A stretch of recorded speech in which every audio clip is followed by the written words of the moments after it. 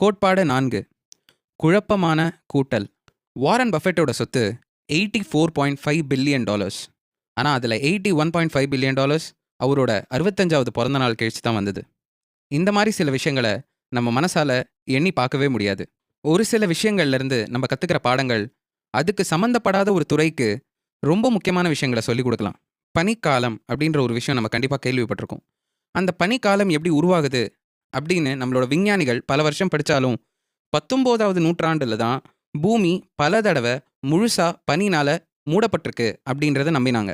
அந்த 19வது நூற்றாண்டில் மிலுட்டன் மிலான்கோவிக் அப்படின்ற ஒரு செர்பியன் விஞ்ஞானி இந்த பூமியோட 2 துருவங்களோட குளிர்னால தான் இங்கே பனிக்காலம் உருவாகுது அப்படின்னு நம்பினார். ஆனால் இந்த இடத்துல தான் விளாடிமிர் கோப்பென் அப்படின்ற ஒரு ரஷ்யன் விஞ்ஞானி அவரோட கூர்ந்த படிப்புனால ஒரு விஷயம் கண்டுபிடிச்சாரு. பூமிக்கும் நிலாவுக்கும் நடுவில் இருக்கிற புவி ஈர்ப்பு சக்தினால பூமியோட 2 துருவங்களில் இருக்கிற சூரியனோட கதிர்வீச்சு கொஞ்சம் கம்மியாகலாம், இல்லைன்னா அதிகமாகலாம். ஆனால் அது மட்டுமே இங்கே காரணம் இல்லை. இது அத்தனையுமே மாத்திர விஷயம் எதுன்னு பார்த்தீங்கன்னா, ரொம்ப சூடாக இல்லாத வெப்ப காலமும் ரொம்ப குளிராக இல்லாத குளிர்காலங்களும் தான். ஒரு வெப்ப காலத்தில் சரியான அளவுக்கு வெப்பம் வராதனால அங்கே இருக்கிற பனி உருக மாட்டேங்குது. இந்த உருகாத பனி அப்போ குளிர்காலம் வரும்போது இன்னும் அடுக்கி நிறைய பனி உருவாக்குது. இந்த நிறைய பனி உருவாக திருப்பியும் அடுத்த வெப்ப காலத்தில் அந்த அளவுக்கு பனி உருகிறது இல்லை.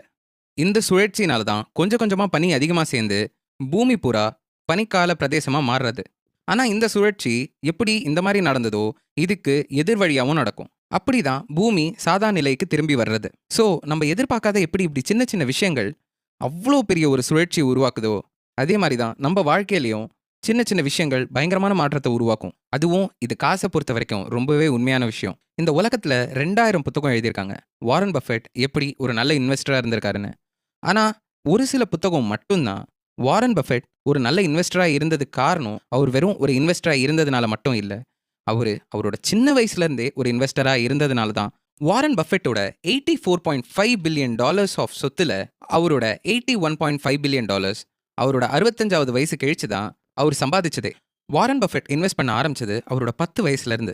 அவர் 60 வயசில் ரிட்டையர் ஆயிருந்தாருன்னா அவரோட இன்னைக்கு நெட்வொர்க் பார்த்தீங்கன்னா $11.9 மில்லியன் தான். இது 99.9% இப்போ இருக்கிற அவரோட சொத்தை விட கம்மியானது.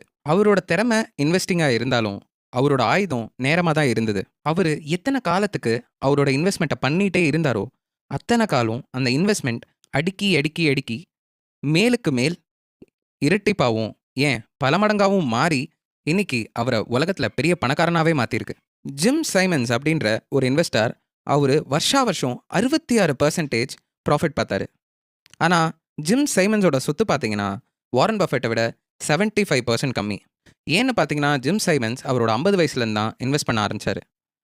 அப்புறம் அவரோட 70 வயசில் ரிட்டையர் ஆகிட்டார். ஒரு பனிக்கால பிரதேசம் உருவாகணுன்னாலோ இல்லைனா வாரன் பஃபெட் அளவுக்கு வெற்றி பெறணுன்னாலோ அதுக்கு தேவைப்படுறது காலத்தோட உதவியோட பல மடங்கு வளர்ந்துட்டு போகிற நம்ம கண்ணுக்கு தெரியாத ஒரு சில விஷயங்கள் தான். 1999 ஆப்பிளோட ஐமேக் கிட்ட 6 GB ஆஃப் ஸ்டோரேஜ் இருந்துச்சு. 2003 120 GB ஆஃப் ஸ்டோரேஜ் பவர் மேக்கில் இருந்தது. 2006 250 GB நியூ ஐமேக்கில் இருந்தது. 2011 4 TB ஹார்ட் டிரைவ் வந்தது. 2017 60 TB ஹார்ட் டிரைவ் வந்தது. 2019 100 TB ஹார்ட் டிரைவ்ஸ் வர ஆரம்பிச்சாச்சு. 1950s இருந்த கம்ப்யூட்டர் பிடிச்ச ஒரு ஆள்கிட்ட நீங்கள் கேட்டிருந்தீங்கன்னா அவர் 20 வருஷத்துக்கு ஹார்ட் டிரைவோட ஸ்பேஸ் மேபி 1000 மடங்கு அதிகமாக இருக்கலாம் அப்படின்னு சொல்லியிருப்பாரு. எதுவுமே தெரியாத ஒருத்தன் 10,000 மடங்கு அதிகமாக இருக்கலாம் அப்படின்னு சொல்லியிருப்பான். ஆனால் யாருமே 30 மில்லியன் டைம்ஸ் அதிகமாகும்னு அவங்களோட வாழ்நாளில் நினச்சி பார்த்துருக்கவே மாட்டாங்க. பில்கேட்ஸ் 2004 ஜிமெயில் கிட்ட எதுக்கு எல்லாருக்குமே தேவையில்லாமல் 1 GB ஸ்டோரேஜ் கொடுக்கணும் அப்படின்னு கேள்வி கேட்டார். ஆனால் இன்றைக்கி நம்மளோட ஃபோனில் அதை விட அதிகமாகவே இருக்குது. நம்ம மூளைக்கு 8 + 8 + 8 + 8 + 8 அப்படின்னு நம்ம 9 தடவை ப்ளஸ் பண்ண சொன்னால் நம்ம அது யோசித்து சொல்கிறதுக்கான கெப்பாசிட்டி இம்மீடியட்டாக இருக்குது. ஆனால் அதே 8 9 தடவை மல்டிப்ளை பண்ண சொன்னால் நம்ம மூளைனால உடனடியாக அதை எடுத்துக்கவே முடியாது. இதே மாதிரி தான் காசில் ஒரு சில விஷயங்கள் நம்ம மனசுக்கும் நம்ம மூளைக்கும் நினச்சி பார்க்க முடியாத விஷயங்களாக இருக்கும். வாரன் பஃபெட் மேலே 2000 புக்கு எழுதினாலும் எந்த புக்லேயுமே 100 வருஷத்தில் முக்காவாசி நாட்கள் வெறும் இன்வெஸ்ட்மெண்ட் மட்டுமே பண்ணியிருக்காரு அப்படின்றது போடவே இல்லை. இன்வெஸ்ட்மெண்ட் பற்றியும் காசை பற்றியும் ஸ்டாக் மார்க்கெட் பற்றியும் மணி சைக்கிள் பற்றியும் ஏன் பொருளாதாரத்தை பற்றியும் 1000 புத்தகம் எழுதினாலும் ஷட் அப் அண்ட் வெயிட் அப்படின்றத விட முக்கியமான புத்தகம் எதுவுமே இல்லைன்னு நினைக்கிறாரு நம்மளோட ஆத்தர். ஒரு காசை நல்லா இன்வெஸ்ட் பண்றது அப்படிங்கிறது இருக்கிறதுலே அதிகமான லாபத்தை பெறுறதில்ல. ஆனா அந்த லாபம் எவ்வளவு நாளுக்கு இருந்து அந்த மாதிரி ஒரு லாபத்தை திருப்பியும் பண்ணவே முடியாது அப்படிங்கிறது செய்யறது தான்.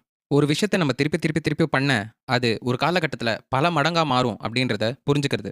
ஆனா இதுக்கு எதிர்மாறான ஒரு முக்கியமான விஷயமும் இருக்கு.